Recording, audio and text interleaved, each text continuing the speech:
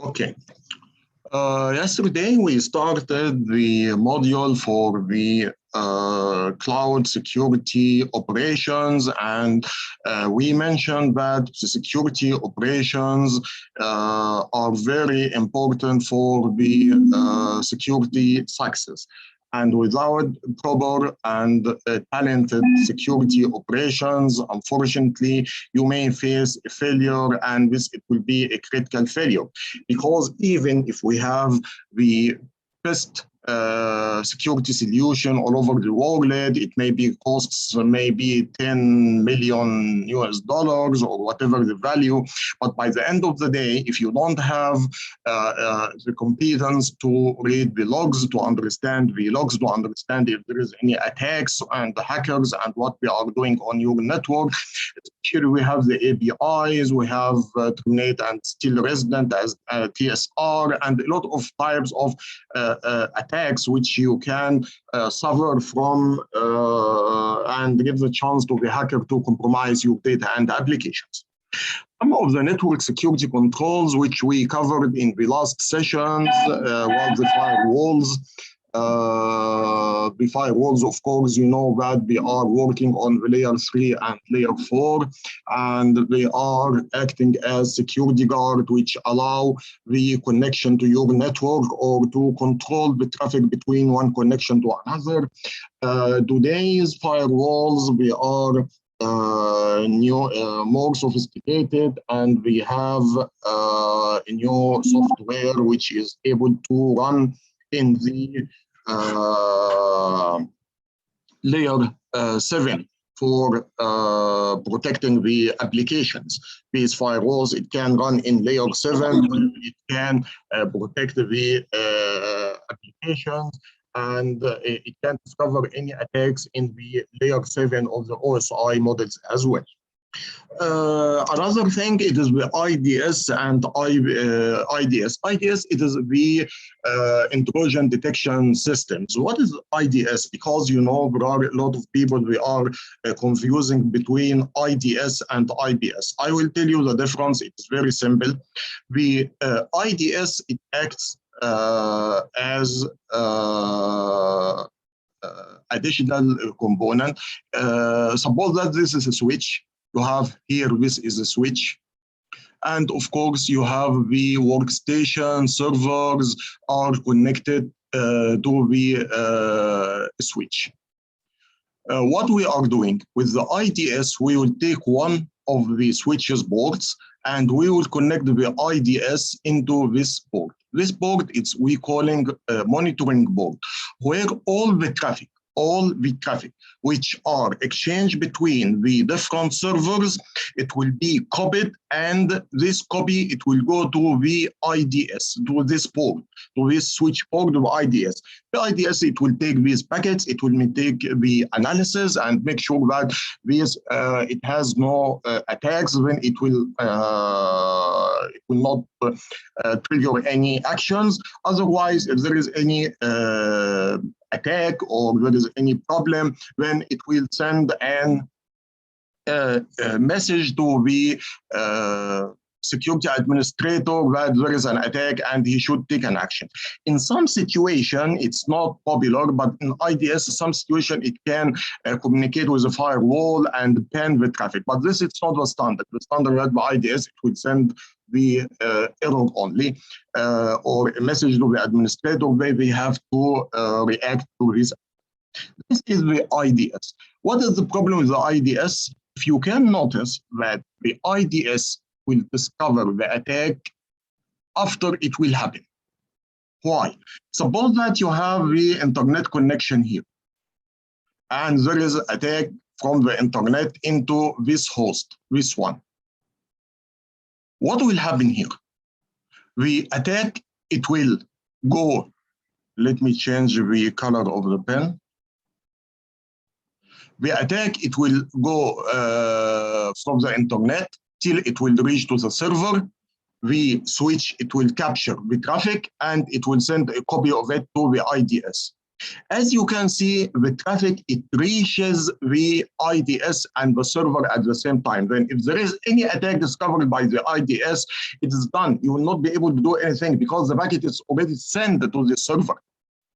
Before, since 10 years, for example, we are saying it's not a big issue. Why? Because the attacks, it were sophisticated, and hackers, we are not able to do any attack in single packet. Then it will be 5, 6, 7 packets. If it will be multiple packets, then this means that the IDS, it will discover the first one, and it will trigger or give an error to administrator to stop the other packets. But in the modern technologies, what's going on? The attacks, it can happen on a single packet. If it can happen on a single packet, then this means that the attack is already done. Then the IDS, it will not protect against the single packet, and single attack, it will be enough, because this single attack, it may allow the administrator to install the TSR or any program, or send an email to the users. When if they will open it, it will be there is a phishing or whatever type of attacks, which it will compromise the security of the network. This is the IDS. What is the IPS? The IPS, it's totally different. Why? Let me draw here another diagram. You have the internet here. Here you have the router. Here you will have the firewall, for example. Here you will have the IPS.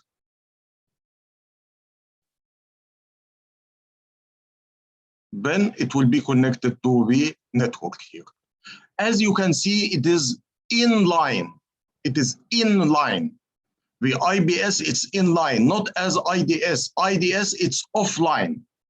When the traffic, it will pass through the IPS. If there is any attack, it will be able to discover. And if it discovers the attack, it has the action to drop it or guarantee the traffic or send a log or bypass it, whatever the action which will take. When the IPS, it will be able to discover the attack before it reach to the host, and it will be able to take that action, not as the IDS. IDS, it will discover the attack after the traffic will reach to the server, and it will not be able to take an action, or it will take a very basic action.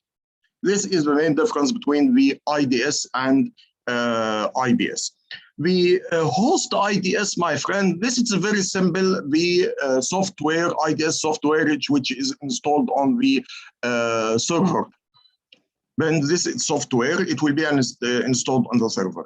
And IDS, network IDS, it's a form of appliance, as I draw it to here, as I draw it here. This is the network IPS. The host IPS, this is IPS software, which it will be installed on the server. When it will monitor the server, it will understand the behavior of the server. After you will leave it, it will understand, for example, that this server, it is used for email server. Then it will build its profile. If there is any actions rather than the email, then it will consider as an attack. Of course, one of the main problems of IPS, IDS is the false positives. Although it's giving a lot of false positives, but frankly speaking, it's not a big issue, because even if it has some false positives, but it has other benefits on the other hand for protecting the applications and the traffic and the data. And of course, after some time, when you will make the fine tuning for your application, it will be more stable and you can depend upon it. Then we will come to the honeypots. What is the honeypots? The honeypots, look, I will tell you some words, but don't take it as a standard, because this is wrong. But I consider it as entrapment. Of course, it is not entrapment, because if it's entrapment, then it will be illegal in Europe and America. What is honeypots? The honeypots, it is simply like the, what we can say, a server. It's actually a PC. And it's simulate a server. Simulate a server. It is not a server. It is simulate the a server. These servers, it may have a software as email server or whatever any other servers, maybe ERP server or whatever. Why? Why do we need this?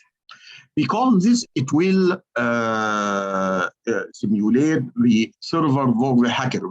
The hacker, he will try to access this service, and the administrator, he will know what is the type of the attacks which the hacker he will try to do it. What is the IP addresses, what is the port which he will scan, if he is able to discover some tools which he uses, and he will collect very valuable information, and he will use all this information to be installed and configured on the firewalls. If you received any traffic from these workstations, then please drop it, and so on.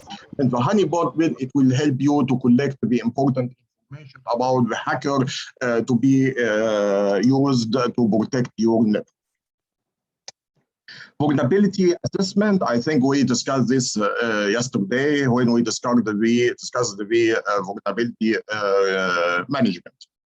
You can refer to the recording, and if you have any questions, you can refer to me, or you can send the questions on the network security groups. Of course, you are familiar with the network security groups, where you are able to configure some groups and you can assign permissions for these groups. Then if you want to give a user a specific permission, instead of giving the permissions for each user, you can put him as a member of this group, and the permissions and authorization for this group will be inherited for the user himself. Management plan, it is very, very important, my friends. Management plan is very important because, as I told you, this is considered as the API, application programming interface, which it will allow the cloud service customer to access the cloud service provider services. This it will allow the user to provision servers, to increase resources, to upgrade resources, to terminate services, and so on. And this will be very important for the user, and it will be very important for the customer. Just imagine if a hacker is able to take access over this management plan, when this means that he is able to take access for all the resources, data, applications, so on. Then you have to do very important security controls. First of all, access security controls, and access security control, just to refresh your information, the IAA, the identification, authentication, authorization. For access for management plan, my friends, it's very important to have 2FA or MFA, multiple factor authentication, or dual factor authentication. Is very important to have the encryption. Traffic must be encrypted. Don't allow any traffic at all to be unclear, although we can understand that the password is already encrypted, but again, don't believe any traffic to be encrypted. These are the recommendations. I can see a question in the chat. ND, does the military zones have any importance in cloud network security controls? Okay, this is a good question. ND is asking if the DMZ has any importance in cloud network security controls. Yes, of course, it is. Because by the end of the day, ND, just I want you to think about the cloud service provider as a normal on-prem data center. If you have a specific configuration or security zones in your network, I prefer to have the same concept in the cloud service provider. The definition of the DMZ, it will not be exactly the same as on-prem, because in the DMZ, it's considered in the on-prem considered the buffer area, which is hosts the servers between internal and external zones. This will not be not exactly the same. It will not be exactly the same, because virtually it should, all the servers should be hosted in the internal zone. But by the end of the day, as we mentioned, there is no meaning for the DMZ and security zones, because which zone you will trust if the customer himself is coming from the external zone. Then what does it mean? Then what I like to say here in the cloud zoning, that you have to split the network into multiple zones, call it whatever you want, DMZ, internal, external, whatever you want. And for example, in ASA firewall, you have to define the names for these zones. I don't care. But by the end of the day, you have to install the multiple zones. You have to install the firewalls between these zones, IBS if it's possible. You have to enable DLP, then you can protect the applications and the data from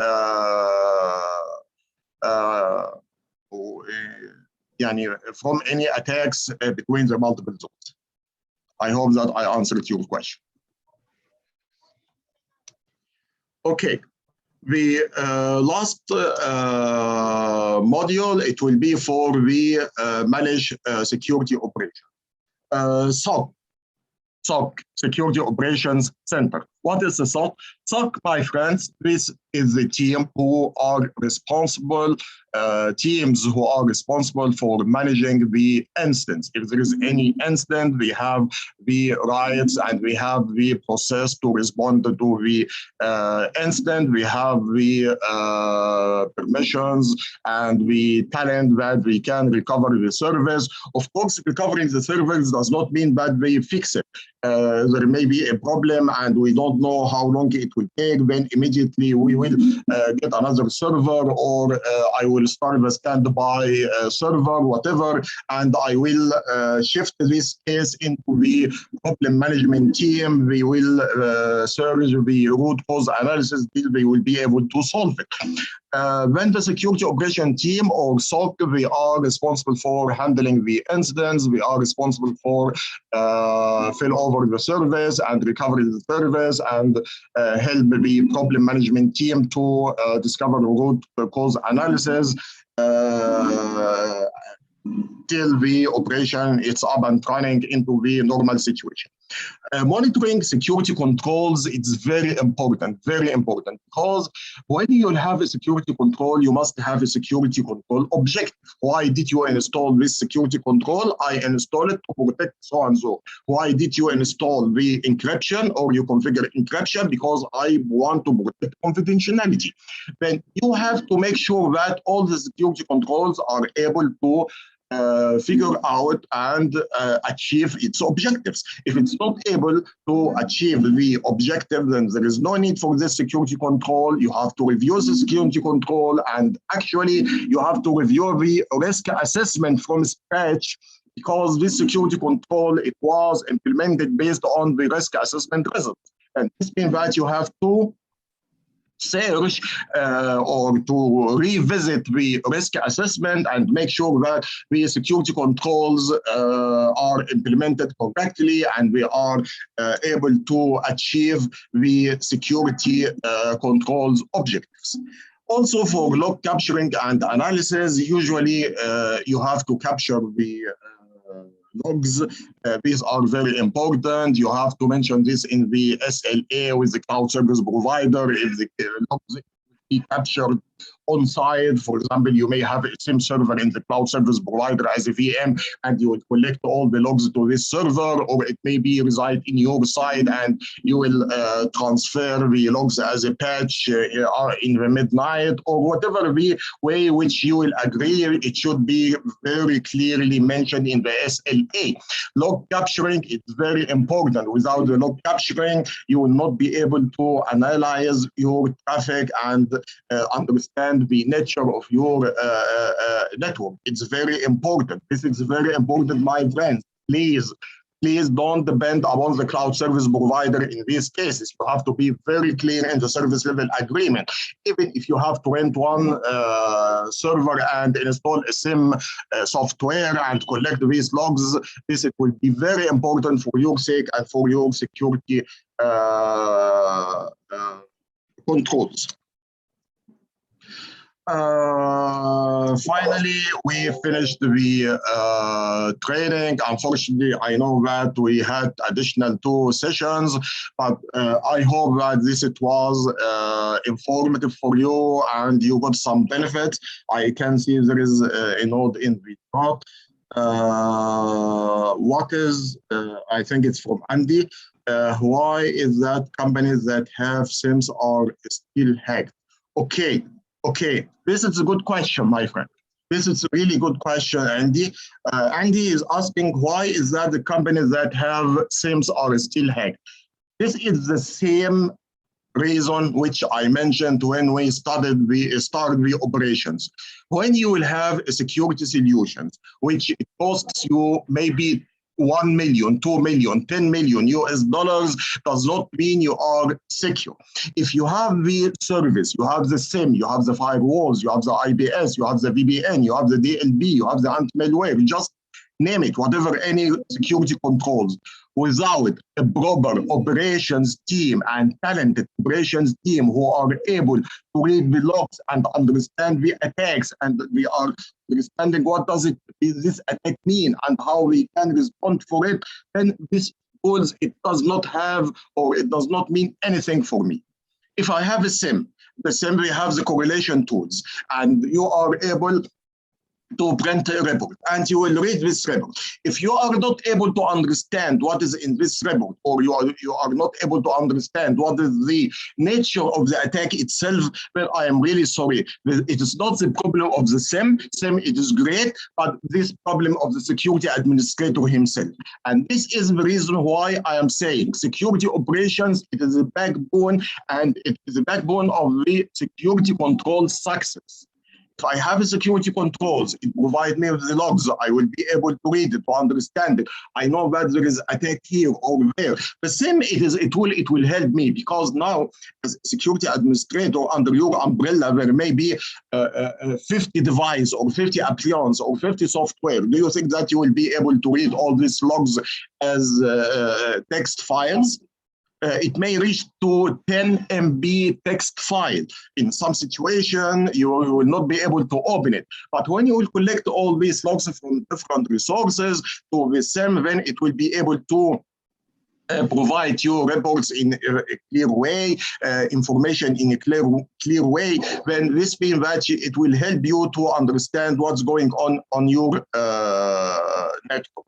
But if the administrator, he does not understand security properly, or he is not updated, or his information it's not up to the level, then SIM, it has nothing to do here at all. It is not the problem of the SIM, it is a problem of the administrator.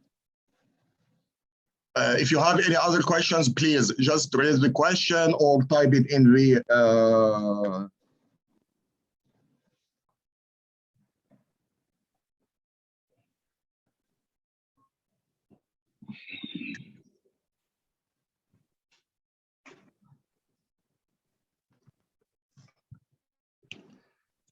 Okay.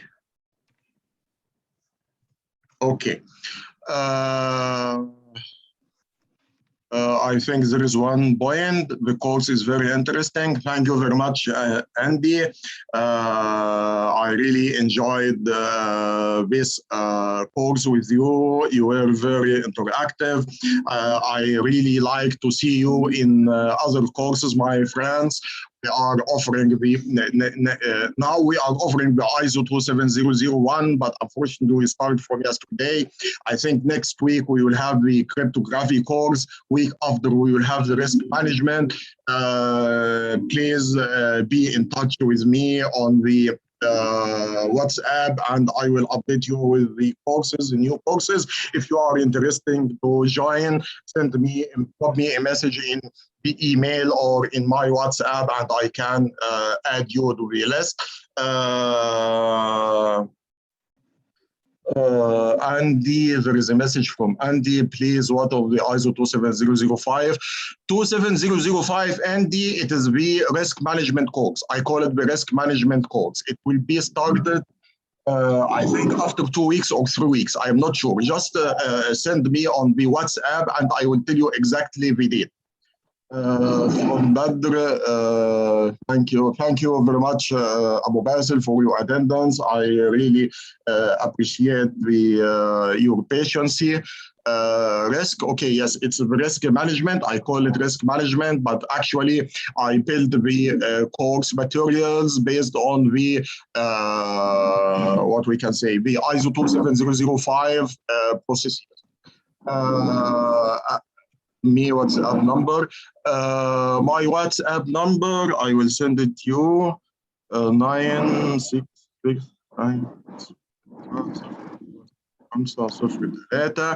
This is my WhatsApp number, and our email is itcertificates2020@gmail.com.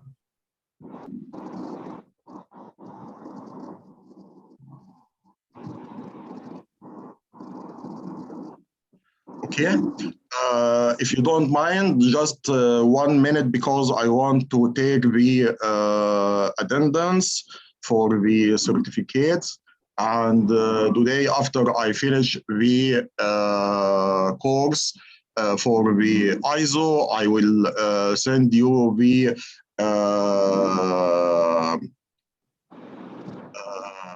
URL over the group to evaluate the course and to type your informations which you want to see it on the certificate, attendance certificate.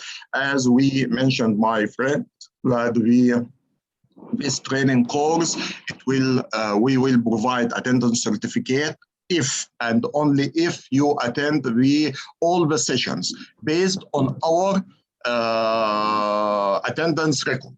On our attendance record, plus sending the evaluation form, which I will send the URL. When we receive the evaluation form, I will check the attendance. If you attend the course, then I will send you all the information based, the certificate. When we take other class, which class? We don't have any other class. Today, it is the last day for this course. We will have the other classes. This will be different training courses later on. I'm really sorry, I have to leave now because I have only 2 minutes to start the other course. Please don't hesitate to contact me by email, by WhatsApp, by mobile number. I am here to help you, and this is my objective, as I mentioned, and I am looking forward to see you in different training courses. Thank you very much, Badr, for your time. Jazakallah khairan. Thank you, Andy, for your connection, and I'm really happy to know you. I think this is the first course with us, and I'm looking forward to have other courses with us as well. Thank you very much, and see you in a different training course. Thank you, gentlemen. Thank you.